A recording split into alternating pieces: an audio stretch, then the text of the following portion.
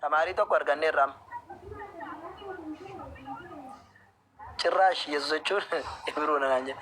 Kan barbaadaa jiru Yesuusi kan inni nagaafatu Arabifaani. Yesuus isa Oromoo hin baafattedha. Nagaafata garuu Arabifa nagaaf Arabifa kee baasee dammoo. Afaan Oromoo Arabifa keessa barbaaddaase. Min ayina ሰዎች ናቸው ግን afaan Ibrooti Yesuus jechuun jedhe. Mee viidiyoon itti agarsiisume. Lammatuma ofee isinitti lallabu Yesuus jechuun afaan Ibroo taanaan. Amma kun waadaa isinii gale dhiiseen ba'an. Sinirratti cufeen alaatu. Fiduun deebisiinaa fi ka ustaazaa fiduun deebisiinaa fi sin jalaa deebisaa jirtukko.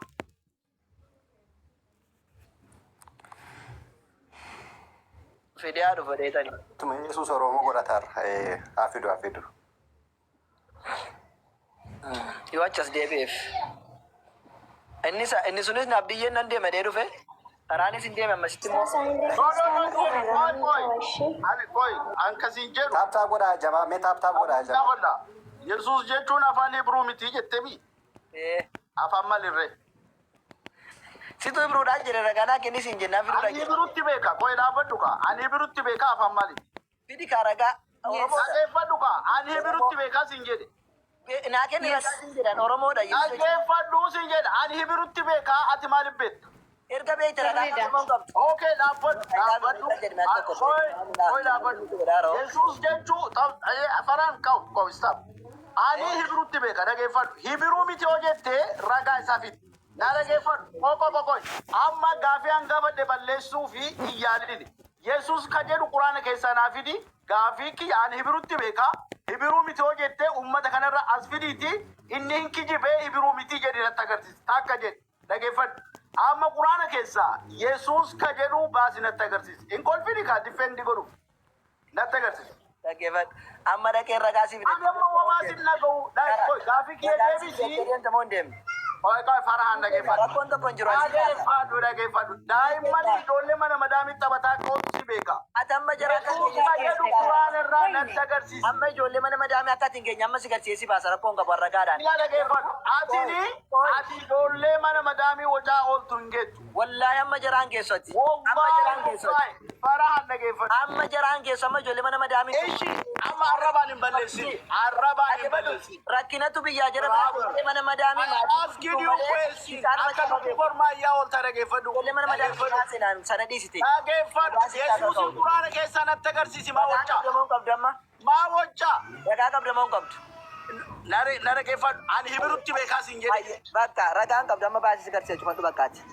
Koy. No. Quraana keessaa natti agarsiisi. Macaafa keessa garsiisa cufadhu maayikii kee kalaas. Macaafa kee. Quraana keessaa natti agarsiisi. Ibruudhaan akka Yesuus hin jenne si garsiisa cufadhu bakka afaan Ibruun beekta taate. Cal jedhi Koy dhageeffadhu. Koy. Cal jedhi. Ati maa deebii keenaan deebistu koy. Injiru. Callisi mi'aati maal taateeti? Nagaa miti ijoo. Callisi mi'aati tasgabbaa'e mi'aati maal taateeti? Abboo maana callisiista. Gaafii gaafadheemi isaan fidiif maa. Tasgabbaa'e. Lamaa namaaf hin deebistan sila qoy. Yesuusin quraana keessaa fidi gaafii keessa Ustaas malee Mooditara naa afaan kenname. Ibiruu afaan Tasgabbaa'e. Maayikii namni irratti qabu hin jiru. Namni maayikii irra qabu hin jiru. Maaliif adda Isin immoo tasgabbaa. Karaa dhiisii wajjiniin hin rakkatiin. Fadalaan karaan si buusuu nan danda'a. Yookaas keettana fakkaata. Dhaggeeffadhu karaan. Isaan kun deebisii laatan. Afaan Ibiruu miti, afaan Giriikii miti. Yesuusin quraana keessaa natti agarsiisa. Afaan Giriikiiti ishi Giriikii moo naaf idayyee ragaa. Afaan fedhe haa ta'uu sin jedhe. Aroon kee. Ishi afaan Oromoo Quraana keessaa na fidi. Yesuusima. Qoy. Yesuusima wachaa ooltu kana quraana keessaa natti agarsiisa. Ishi si garsiisa na dhaggeeffadhu. Iyesuus si fidu kana. Iyesuus jette kana. Iyesuus afaan Oromooti moo? Al-sama waan biraa nan gaafate. Afaan Oromoo moo Arabaatti sin jedhe? Al-sama. Arabiffa moo Arabaa Iyesuus? Ani hiikaa isaa maali isaamtu quraana keessaa natti agarsiisa. Hiikaa isaas hin gaafanneem. Iyesuus kan jedhu kuni. Isa kana dhagaay farahan. Quraana keessa kunoo Yesuus jenni natti agarsiisi gaafii biraa na gaafadhu. Ayyee dhaggeeffadhaa jo. Itti agarsiisa sirriitti dhaggeeffadhaa. Ayyee. Afwan. Yeeshi.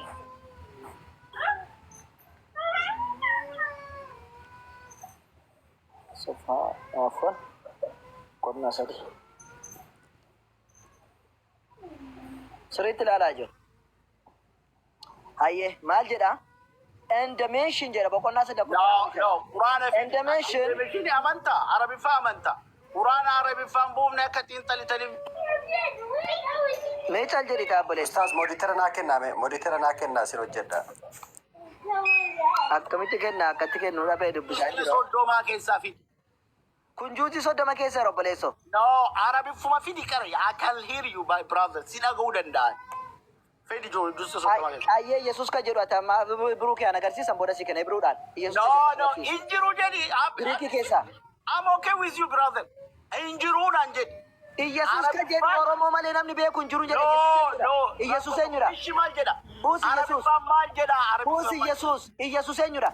Dhiisi ati Yesuus eenyudha? Yesuus maal eenyudha? jettee beekta? Quraana keessa maal jettee beekta? Okay. Yesuus illee hin jedhini maal jettee beekta? Akka akkoo kee faana ciisee haasee kana caala. Baalagee. Min aanet gagamaa noo. Afaan hin beeku waan tokko hin beeku. Obsa kana caala si hosi maal si godhe? Yesuus kan jedhu fidi. Yesuus Oromoo mandara keessa jiru isaan si fide. Yesuus mandara kee abaafattee dhufte. Yesuus leenyaan hin dee baalagee. Yesuus macaafa afaan Oromoo keessa malee jira. Fakkeenyaaf meesiif haa baasu. Maatewos Wangeela boqonnaa tokko lakkoofsa 21 kaasitti ilaalime. Yoo nama afaan beeku nama barate taate hin baranne kanaaf akkas godhattu maal jedha? Isheen ilma hin deessi atis maqaa isaa Yesuus jettee moggaaftaa jedhe. Ingiliffaa fi afaan Ibruu isaa immoo dhaqnee ilaalume. Yesuus kan jedhu kuma jira. Hin jiru. Mee ilaala. Yesuus jedhamti afaan Oromoo. Mee Yesuus kan jedhu Ingiliffaa keessa hin jira. Mee ilaala. Afaan Ingiliffaatiin haa baasu. Afaan Ingiliffaa. Mee Baayibili Ingiliffaa. Afaan Ingiliffaatiin Jesus jedha. Kanaafuu Jeesasi malee Yesuusin hin beekanimi tokko jedhe. Afaan Ibruutiin immoo si garsiisa. Afaan Ibruutiin ishii gaganaa bartisan. Jeesasidha malee Yesuusin hin beekan jarri. Amma immoo afaan Ibruutiin si garsiisame. Afaan Ibruutiin Yesuus wanti jedhamu tokko hin jiru. Daal Maatewos tokko lakkoofsa 21 maal jedha? Ishee kunoo yoo mul'ata ta'e yoo isinitti mul'ate maal jedha? Iisuus jedha. Iisuus Iisaa jechuudha. Iisuus mul'ata hin dubbifamaa yaa jamaa yoo argitan natti himaa. Iisuus jedha kun afaan kun Ibraayistii kun immoo Giriikiin. Iisuus Iisuu jedha malee Yesuus hin jiru. Ingiliffa isaa barbaadan kun Jeesas jedha Ingiliffisaa. Jeesas jedha Ingiliffisaa. Afaan Giriikisaa garuu Iisuus jedha. Kanaafuu Iisuus afaan Oromoo Quraana keessa afaan Oromoo barbaadi ibbaalaan hinde. Oromiffi maal hojjeta Quraana keessa yoo Arabiffa keessa ta'e maqaan Oromiffaa maal hojjeta? Yoo barbaachisaa ta'e garuu Oromiffa keessaa fidii yoo naan jette si Quraana afaan Oromoo keessaa Yesuus yookiin Ingiliffa keessaa isinii fida laala. Yesuus kan jedhu. Abdal deega Dr. Abid deega. Maal shabibi. Hayyee Yesuus kan jedhu laala. Maal jecha dhaseetan Quraana boqonnaa 3 lakkoofsa 45 irratti. And the mentions where the Adonai or Mary and Allah gives you. Allah gives you.